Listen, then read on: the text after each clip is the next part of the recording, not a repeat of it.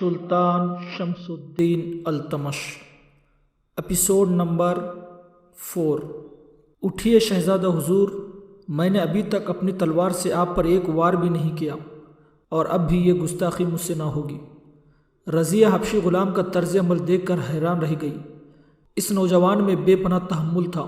تماشائی اٹھتے ہوئے شہزادے کے لیے تالیاں بجانے لگے۔ کچھ ہی دیر میں دونوں مبازرین پھر آمنے سامنے تھے۔ زمین کی مٹی چاٹ کر شہزادے کی عقل ٹھکانے آ گئی، اور اب وہ دل میں فیصلہ کر چکا تھا کہ وہ غصے میں آ کر نہیں لڑے گا۔ لیکن ایک طرف تو وہ دل میں فیصلہ کر چکا تھا، اور دوسری طرف ایک حقیر غلام کے ساتھ لڑتے ہوئے اپنے غصے پر قابو پانا اس کے بس میں تھا ہی کہاں۔ اب شہزادے نے سنبھل کر حملہ کیا، اور غلام حسب معمول اسے پھر سے تھکانے لگا۔ شہزادہ بار بار وار کرتے ہوئے رک جاتا اور لمبی لمبی سانسیں لے کر خود کو سنبھالنے کی کوشش کرتا۔ وہ حیران تھا کہ یہ مبازرات ابھی تک لوگوں کے سامنے شہزادے کے لیے بے حد ذلت کا باعث تھی۔ معاً شہزادے نے اپنی تمام توانائیاں جمع کی اور یہ فیصلہ کر کے کہ اب وہ غلام کو سنبھلنے نہیں دے گا، اس نے غلام پر بجلی کی رفتار سے حملے شروع کر دیے۔ شہزادے نے سچ مچ کمال کر دکھایا۔ تھکا ہوا ہونے کے باوجود اس کی شمشیر ذات اور ذائقہ کی طرح حرکت کر رہی تھی۔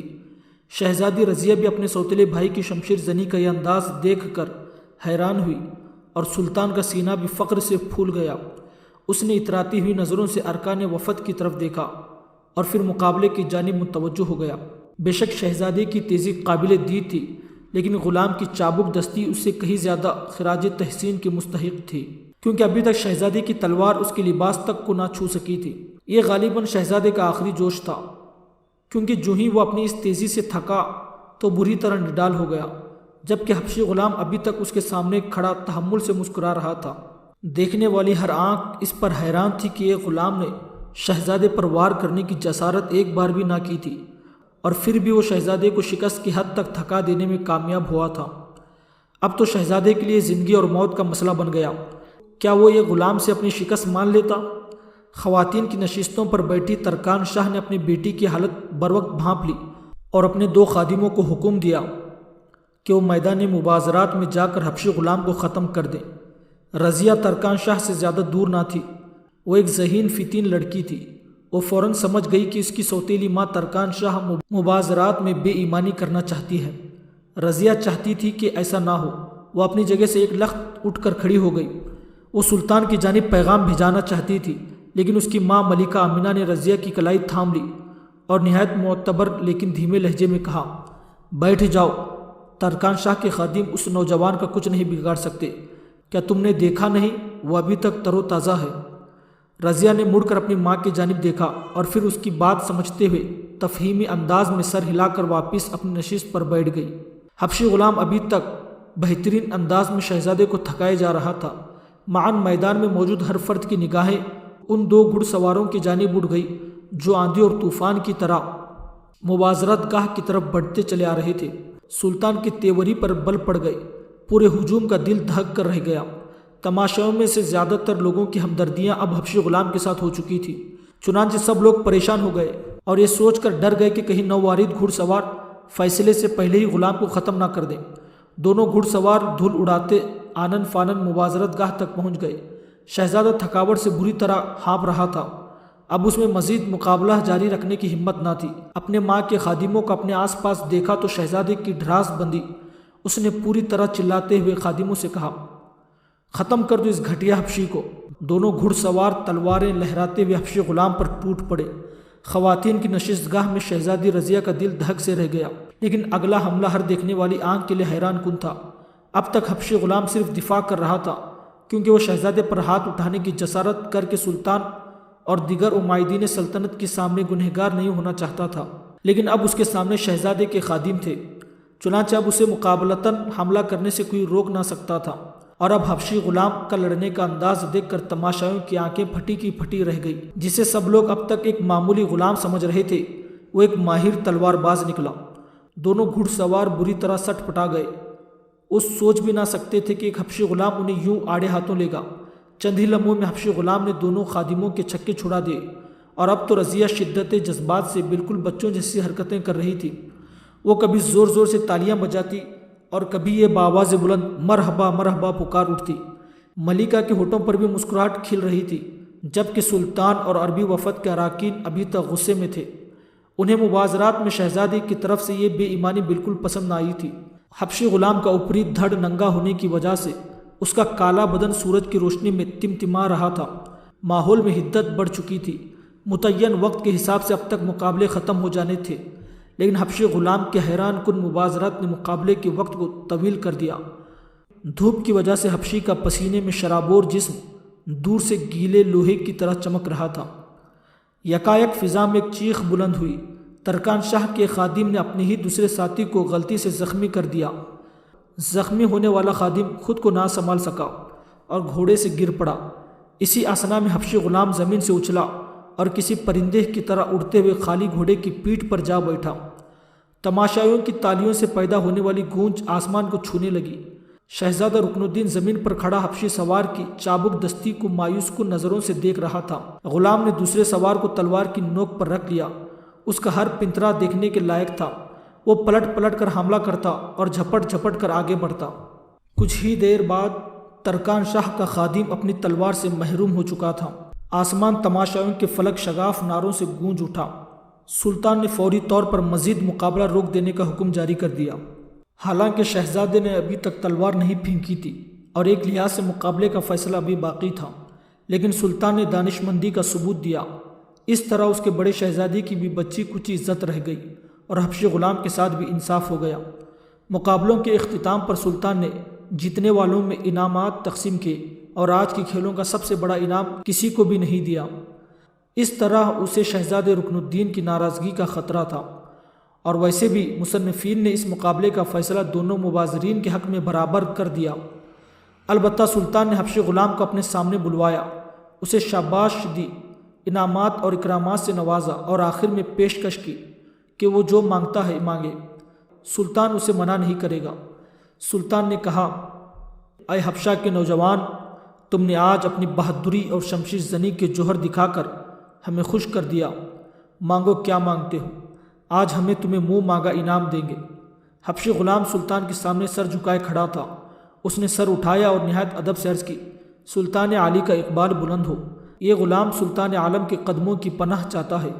میں ایک فروخت شدہ غلام ہوں، اپنے آقا سے آزادی اور سلطنت شمسی کی خدمت کرنا چاہتا ہوں۔ غلام کا جواب سن کر سلطان مسکرا دیا، بہت خوب، اگر ایسی بات ہے تو آج سے تم کسی کے غلام نہیں بلکہ ہمارے بیٹے ہوں۔ یہ حکومت ایک لحاظ سے تمہاری حکومت ہے۔ تمہیں معلوم تو ہوگا کہ شاہی خاندان کو خاندان غلامہ کہلانے پر فخر ہے۔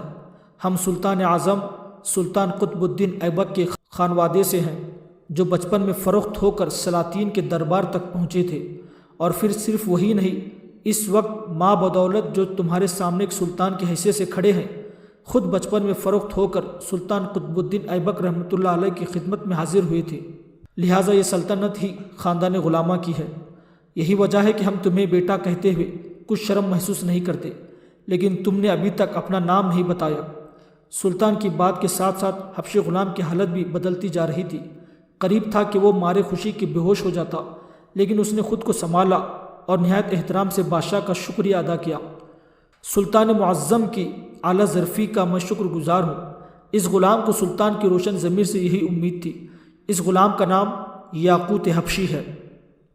بہت خوب، تمہارا نام خوبصورت پتھر کے نام پر رکھا گیا ہے، لیکن ہم تمہیں ایک نیا نام دینا چاہتے ہیں۔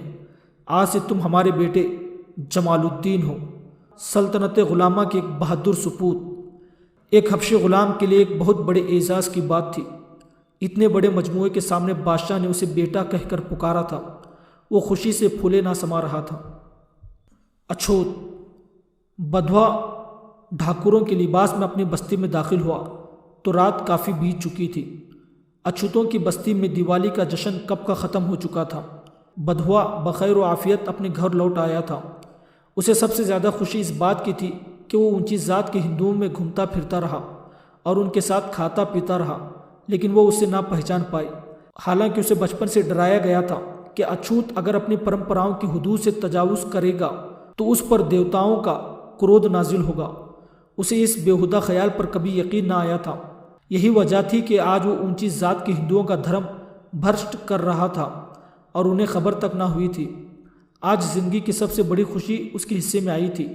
آج اس کے لیے ایشور کا ایک انوکھا چمتکار ہوا تھا۔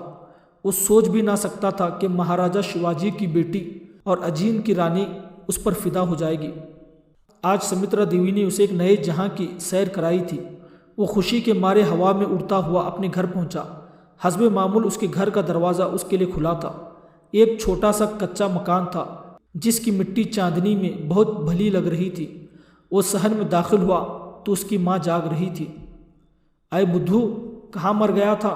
کمبخت، شام سے سب تیری راہ دیکھتے دیکھتے سو گئے، آج دیوالی تھی اور تو نکل گیا۔ ارے یہ کیا، یہ تم نے کپڑے کیسے پہن رکھے ہیں؟ اور یہ تمہارے ہاتھ میں کیا ہے؟ یہ پگڑی ہے ماں، ٹھاکروں کی پگڑی۔ آج میں نے ٹھاکروں کے ساتھ دیوالی منائی۔ ہے بھگوان، ہے رام، رام رام، یہ کیا غضب کر دیا تو نے؟ ارے بدبخت، اب دیوتاؤں کا شراب لگے گا تجھے۔ یہ تو نے کیا کر دیا بدوا؟ بدوا کی ماں رک گئی، دیوتاؤں کے کرودھ سے تھر تھر کانپنے لگی۔ اب کیا ہوگا؟ وہ کبھی آسمان کی طرف سر اٹھا کر توبہ توبہ کرتی تو کبھی بستی کے مندر کی جانب رخ کر کے ہاتھ جوڑ کر رام رام کرنے لگتی۔ بدوا ماں کی حالت دیکھ دیکھ کر مسکرا رہا تھا۔ وہ جانتا تھا کہ ایسا کچھ نہیں ہوگا جیسا اس کی ماں سوچ رہی تھی۔ نہ ہی دیوتاؤں کا قہر ٹوٹے گا اور نہ ہی پرتھوی کا سینہ پھٹے گا۔ وہ آج برہمنوں میں گھومتا پھرتا رہا۔ اگر کچھ ہونا ہوتا تو اسی وقت ہو جاتا۔ وہ آج برہمنوں کی سب سے پوتر ہستی کے ساتھ گھنٹوں باتیں کرتا رہا، لیکن آسمانی دیوتاؤں نے اس پر کوئی قہر نہ توڑا تھا۔ وہ چٹا ان پڑھ تھا، لیکن پھر بھی اس نے ایک ذہین دماغ پایا تھا۔ وہ سوچتا تھا کہ ایشور تو سب کا پیدا کرنے والا ہے، سب کو رزق دینے والا، سب کو زندہ رکھنے والا اور سب کی جان لینے والا۔ ایک ایسا خالق بھلا اپنے مخلوق میں فرق کیوں کرنے لگا؟ اس کا دل کہتا تھا کہ ایشور ویسا نہیں ہے جیسا مندر کے بوڑھے کانچو بابا نے اسے بتایا تھا۔ مندر تو شودروں کی بستی میں بھی تھا، سب بھگوان کی مورتیاں بھی تھیں، لیکن وہاں کوئی برہمن پنڈت نہیں تھا۔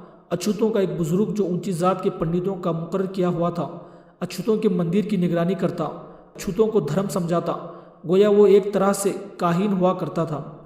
بدوا کو اپنے کاہن کانچو بابا پر ذرا برابر بھی یقین نہ تھا۔ ایشور بھلا اپنی پیدا کی ہوئی چیزوں میں سے کسی کے ساتھ انصاف اور کسی کے ساتھ ناانصافی کیوں کرے گا؟ ایشور تو سب دیوتاؤں سے بڑا تھا، سب بھگوانوں کے اوپر، جس نے سب دیوی دیوتاؤں کو بنایا، جس نے ساری کائنات کا مایا جال رچا تھا، جس نے اندر کو دھرتی پر اتارا، رام اور کرشنا جیسے دیوتاؤں کو دھرتی پر پیدا کیا۔ وہ ظالم اور ناانصاف کیسے ہو سکتا ہے؟ سچی بات تو یہ تھی کہ بدوا دل ہی دل میں براہ راست ایشور کے ساتھ باتیں کیا کرتا تھا۔